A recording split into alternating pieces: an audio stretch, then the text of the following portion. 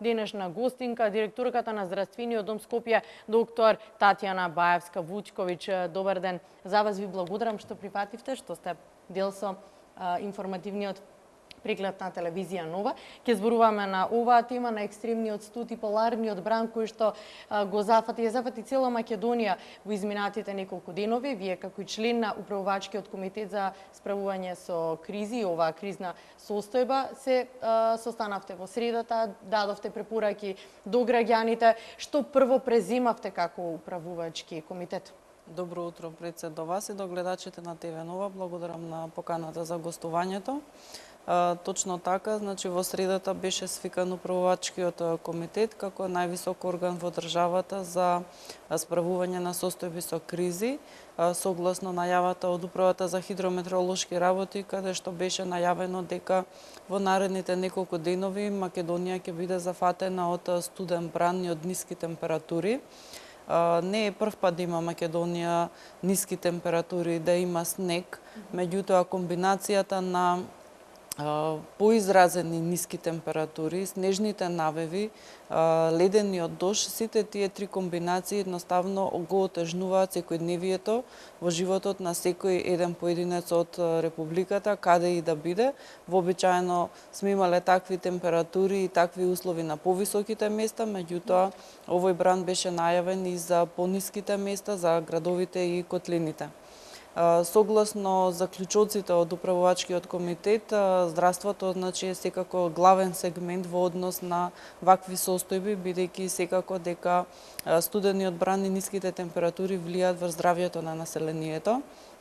Заклучоците беа во насока на координација, значи, на сите служби за итна медицинска помош и дежурните пунктови, бидејќи во вакви услови прва линија на одговор се токму овие служби, исто така и ургентните центри и сите установи кои што имаат оперативен дел и останати услови за хоспитализација, да максимално установите бидат зајакнати во своите ресурси, пред се во кадровските ресурси, во потрошните материјали, во просторните, и на вистина овие неколку денови максимално се залагаме да одговориме на потребите на граѓаните, бидејќи и самите бројки фактички го покажуваат тоа со колкав обем сме работеле. Токму за тоа сакам да зборуваме. Од четвртокот веќе запаќа поларниот бран, следуваа неработни денови, празнични денови. Одговорија ли здравствените установи на потребите на граѓаните? Како стоиме со бројките? Секако, значи максимално се трудиме да одговориме.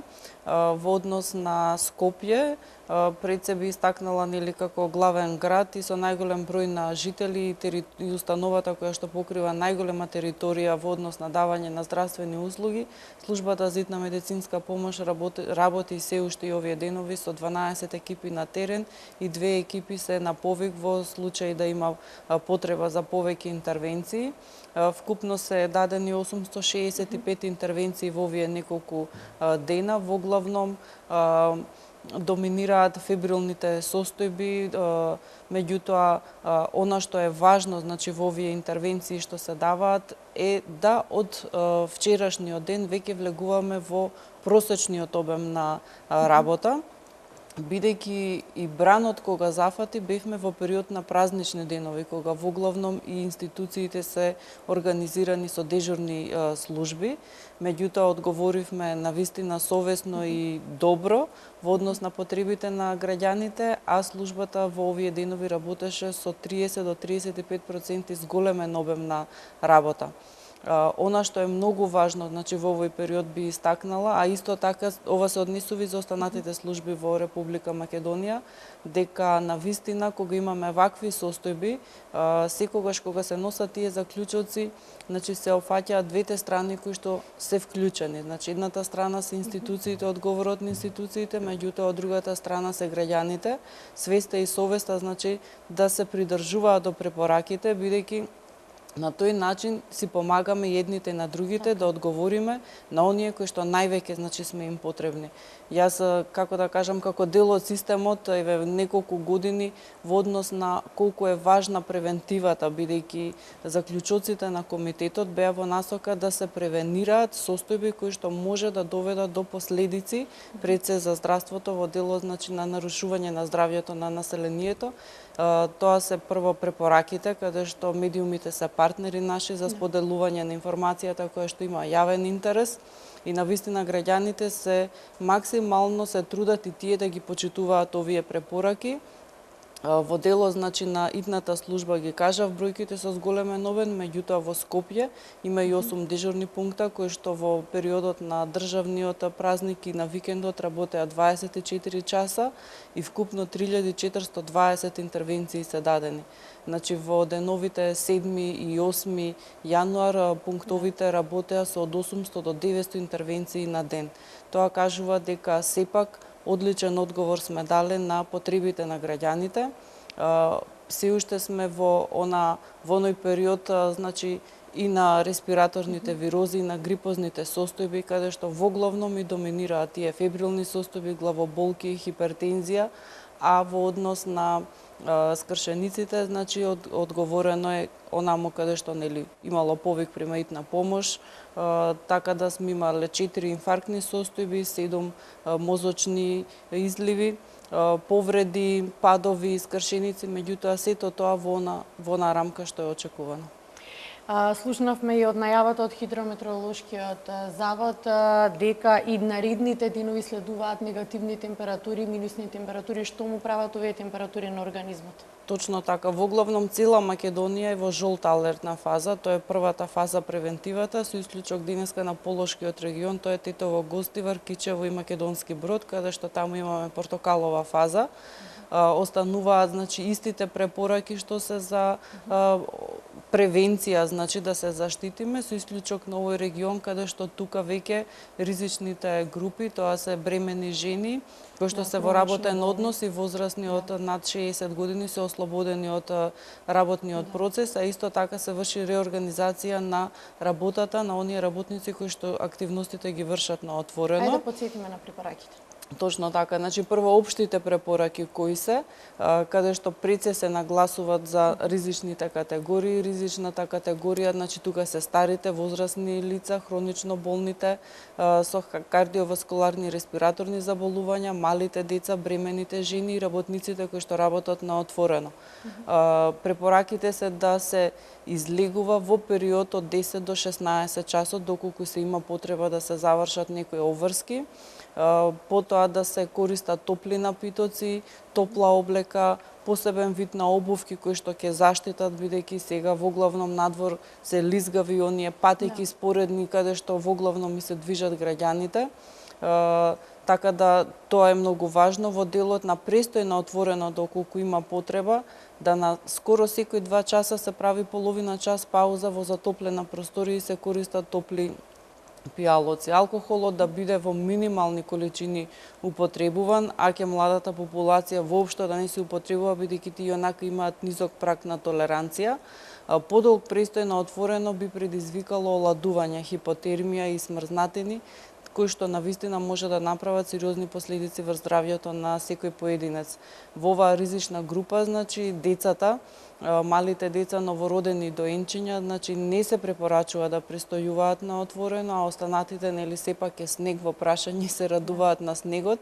Значи, во оној период од 10 до 16 часот може да престојуваат половина час, бидејќи знаете како кога престојувате на отворено, а имате движење со телото, не е толку голема опасноста за оладување, колку што тоа би било една статика. Така да не е забрането. Ние во ниедна препорака не дадовме дека е забрането движењето, посебно во овие денови што беа празници, има обичаи кои што се поврзани со престој надвор. Меѓутоа само дадовме препораки како да се користи времето и како да се постапува, бидејќи сепак да се заштитиме од несакани штетни последици од студеното време. Да. Ги споминавте децата, кажавте за малите, за новороденчињата да не се изнесуваат надвор, но еве сепак нека биде ова некој совет, препорака до родителите, дали воопшто да не ги носат дечињата надвор. Постои или вистина во она дека доколку во вакво студено време се однесат дека се јакни имунитетот природно? Значи, пред себе како педијатар, никогаш не забрануваме детето да се вади надвор. Значи, нашите препораки вообичаено, кога не се вакви услови, дете освен на силен ветер и на дожд, јак дожд, не се препорачува значи да се извади надвор, меѓутоа и во вакви услови нагласив значи новороденчињата се во ризична група бидејќи нивниот центар за терморегулација се уште нема созревање за да може да се адаптира значи на надворешните услови, може за многу кратко време да се прелади детето, значи и во автомобил да се вози ако не е загреан автомобилот може да се олади значи детето и токму затоа новороденото зборам и токму затоа не се препорачува доколку има потреба секако нели со облека, топла облека во загреан автомобил да се однесе од едно место до друго. Меѓутоа престој надвор во овие неколку дена не се препорачува. А за останатите, значи, нема забрана да не престојуваат, меѓутоа сепак тоа треба да биде временски кратко и потоа да биде во затоплена просторија со топли напитоци, бидејќи нема причина да се забрани, меѓутоа препораките се како да се постапува при вакви услови. Ги споминавме неколку пати топлите напитоци, но што е со храната? Како со храната да се Да, храната е другиот сегмент кој што ја одржува топлината во организмот и секако дека треба да се внесува храна, меѓутоа да се внимава да не се тоа обилни, висококалорични оброци, меѓутоа почесто помалку да се внесува, храната секако значи треба да се внесува. Исто така во една од препораките, бидејќи во овој период е нели зимски распусти, се патува према зимски центри и празнични денови значи граѓаните патуваат према роднини, према пријатели. Една од препораките која што се уште треба да се почитува, значи при патување да се носи со себе топол напиток, чај или какао во термос, значи да ја одржува топлината, храна да се има во возилото, бидејќи нели доколку се случи некој застој и се престојува повеќе време во автомобилот или друго превозно средство, значи сепак да имаат граѓаните храна и течно со себе, посебно кога деца значи се во прашање. Слушајќи ги вашите препораки, си помагаме пред се самите себе си. Во интерес на времето само би сакала уште едно прашање до вас, дали како управувачки комитет останувате, ги следите, ја следите временската прогноза, ги следите управата за хидрометеоролошки работи, нивните предвидувања и до кога ќе биде спремен управувачкиот комитет Точно да така, реагира? значи во секојдневното работење, значи постои меѓуинституционална соработка, посебно во вакви состојби, навистина значи се трудиме и покажуваме дека меѓуинституционално соработуваме и сме координирани, се следат состојбите и согласно актуелните состојби, значи така постапуваме, се уште сме значи во оваа жолта фаза, бидејќи температурите се уште ниски, за некој ден е најавено значи затоплување, меѓутоа согласно актуелните состојби, актуелните временски услови, сите институции така постапуваат и се уште заклучоците се на сила, бидејќи се уште сме во овие ниски температури. Доктор Татјана Баевска-Вучковиќ, ви благодарам уште еднаш што бевте наш гостин. Не само Македонија, туку цела Европа ја зафати снежно невреме, а последиците од тоа се следнива. Најмалку 60 лица починаа во Европа како последица на хипотермија предизвикана од поларниот студен бран. Најголем е бројот на жртвите во Украина. На Балканот само во последните 24 часа се регистрирани 7 нови жртви на хипотермија, од кои тројца се од Србија. Според метеоролозите се очекува во следните денови температурата на воздухот во некои делови на Европа